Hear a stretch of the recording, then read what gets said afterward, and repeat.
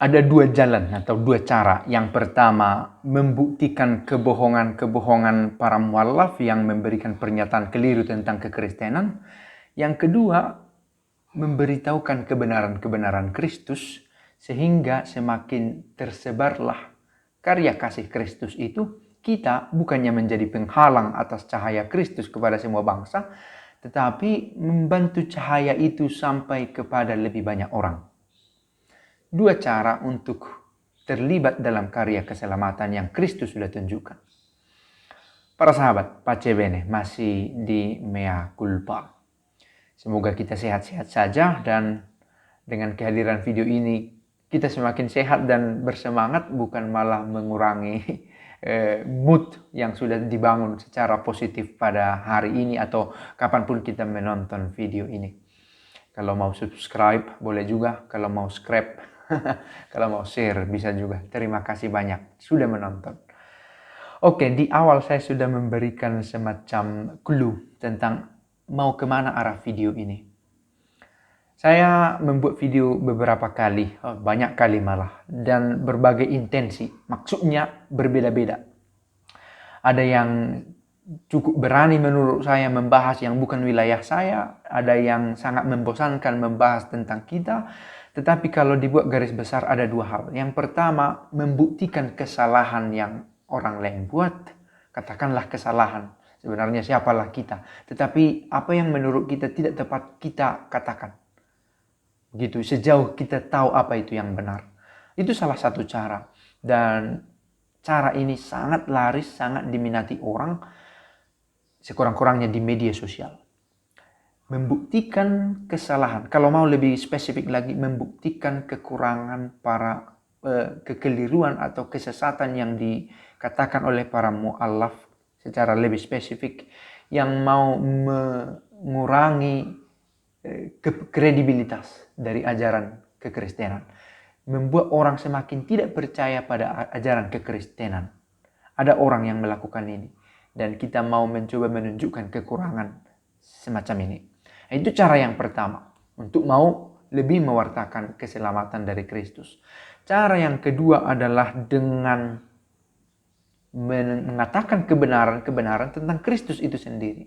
Bukan asik di lalangnya yang harus dicabut, tetapi asik untuk membesarkan gandumnya supaya lebih ranum, supaya lebih besar bulir-bulirnya dan pantas, layak dimasukkan ke dalam lumbung kebahagiaan sejati. Saya sungguh terinspirasi juga dengan renungan yang dibuat di salah satu media sosial yang berkata, kita jangan terlalu asik dengan lalangnya, tapi kita juga harus memperhatikan gandumnya supaya lalangnya tersingkirkan, oke, tapi gandumnya juga layak untuk disimpan di dalam lumbung. Baik, soal cara yang pertama untuk mengoreksi kekeliruan-kekeliruan yang dibuat oleh para mualaf. Apakah kekeliruan ini sengaja untuk menaikkan pamornya, untuk meningkatkan nilai jualnya, dan untuk menurunkan nilai kekristenan di mata banyak orang? Itu tergantung, kita tidak begitu tahu intensio dari setiap orang yang mengatakan kesalahan itu. Ada mualaf mengatakan kekeliruan. Mengapa? Apakah ini supaya dia lebih terkenal? Apakah supaya kekristenan itu semakin surut, tidak dipercayai orang? Dia sendiri tahu, Allah tahu, tetapi kita bisa membuat analisis. Cara ini sangat digemari, penontonnya banyak di media sosial, tetapi harus dikatakan ada efek negatifnya, efek samping yang harus juga kita sadari agar jangan tanpa sadar kita sudah terkontaminasi. Apa itu? Kita terbawa untuk lebih ad hominem, dalam arti kita tidak terarah pada nilai yang harus kita benarkan, ya, yang harus kita koreksi. Tetapi kita terarah pada orangnya, sehingga kita tidak lebih dari dia yang menyudutkan orang lain, yang menjadikan orang lain sebagai korban bully kita sendiri, dan kebanggaan kita akan kebenaran yang kita tahu. Mudah-mudahan jelas maksudnya. Meskipun itu perlu dan penting, saya sendiri pernah juga membuat itu, meski seringkali saya sesali juga di dalam beberapa kesempatan, karena orang bukannya lebih memperhatikan isi, tetapi lebih memusatkan perhatian pada korban dan membuat bully yang lebih hebat lagi. Nah, cara yang kedua ini yang menarik tetapi juga beresiko. Sekurang-kurangnya untuk diri sendiri. Apa itu cara kedua? Untuk lebih terlibat dalam mewartakan kebenaran Kristus. Cara pertama tadi mengatakan yang salah tentang ajaran yang gelap. Yang kedua, mengatakan yang benar tentang ajaran yang memang benar. Mengatakan yang benar tentang Kristus. Menyampaikan terang Kristus kepada semua bangsa. Nah, dengan cara ini kiranya terwujudlah apa yang dikatakan Lumen Gentium, terang bangsa-bangsa ialah Kristus. Bukan menjadi penghalanglah diri kita, tetapi menjadi penerus, merefleksikan cahaya itu sehingga sampai ke lebih banyak orang. Memantulkan cahaya Kristus itu. Lewat kehadiran diri para sahabat, orang bisa melihat cahaya Kristus. Orang bisa menemukan, ternyata itu ajaran Kristus yang membuat hidupnya bersemangat. Yang membuat dia mampu fight menghadapi persoalan, mampu bertahan menghadapi kesulitan. Nah, ketika para sahabat mampu menghidupi, merefleksikan, memantulkan cahaya Kristus itu, orang pun melihat terang Kristus dan akhirnya orang pergi kepada Kristus karena pewartaan kebenaran yang para culprit lakukan. Itu cara yang kedua.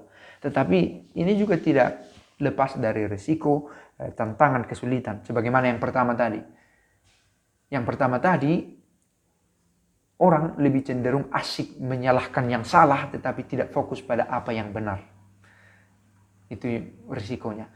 Risiko yang kedua ini adalah bahwa pertama dari pihak kita tidak sungguh selalu punya kekuatan untuk mengatakan yang benar karena memang kita tahu kita tidak selalu benar. Hal ini menjadi sesuatu yang sangat nyata untuk saya. Setiap kali saya mengatakan tentang Kristus di video, saya kembali mengingat diri saya yang no, I'm not as that good. Saya tidak sebaik yang saya katakan. Saya khawatir saya jatuh dalam kemunafikan ketika saya mengatakan yang benar, tetapi saya tidak sanggup melakukannya. Dan saya yakin para pendidik mengalami hal serupa. Entah dia pendidik di sekolah, entah dia pendidik di keluarga sebagai orang tua, di sekolah sebagai guru, sebagai pemimpin di perusahaan atau dimanapun. Tidak selalu gampang mengatakan yang benar, merefleksikan yang benar. Karena kita mengenal diri kita yang lemah. Meskipun ada saja orang yang sangat percaya diri mengatakan kebenaran, tanpa pertama-tama menarik ke dirinya. Apakah aku sudah melakukan ini?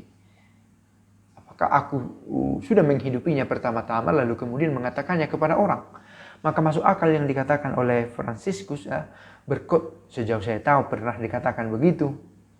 Berkhotbahlah selalu, bila perlu gunakan kata-kata. Kata-kata bukan opsi yang pertama untuk berkhotbah, tetapi perbuatan. Lalu risiko atau halangan yang kedua dari cara kedua ini, apa cara kedua itu tadi? Meneruskan cahaya Kristus. Apa halangannya lagi? Bahwa metode ini tidak menarik. Ya, tidak menarik mengatakan kebenaran di media sosial yang sangat ramai ini. Orang-orang suka konflik, suka berita-berita yang high pressure atau apa istilahnya yang menarik untuk diikuti, yang ada klimaksnya begitu ya. Yang ada si terluka yang bangkit kembali atau ada si penjahat yang menjadi terluka dan kalah. Itu bagian dari berita yang sangat penting sehingga konten itu diminati orang. Dalam cara mewartakan kebenaran Kristus tidak ada yang sangat klimaks seperti itu. Bahwa ada yang harus kita sudutkan, ada pesakitan yang dia salah begitu ya. Tapi cara itu sebenarnya menarik untuk dinikmati tetapi tidak ditemukan dalam merefleksikan kebenaran Kristus. Kesannya datar-datar.